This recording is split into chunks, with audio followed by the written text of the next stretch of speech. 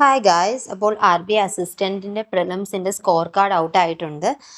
So എല്ലാവരും ഒട്ടുമിക്ക ആൾക്കാരെല്ലാവരും എഴുതിയൊരു exam ആയിരുന്നു RBI assistant. And prelims of course ഞാൻ clear ചെയ്തിട്ടില്ലായിരുന്നു.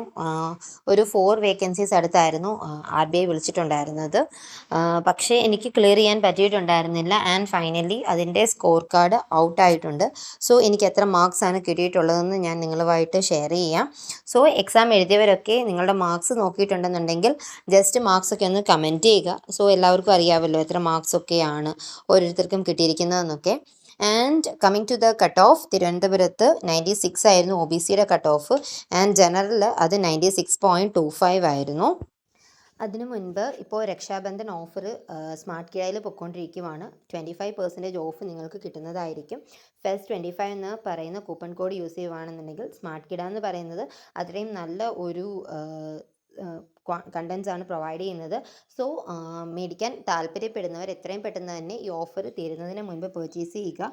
It will be A good decision. Okay, നമ്മൾക്ക് മാർക്സിനെ കുറിച്ച് പറയാം. ടോട്ടൽ 100ലായിരുന്നു പ്രിലിംസ് ഉണ്ടായിരുന്നത്.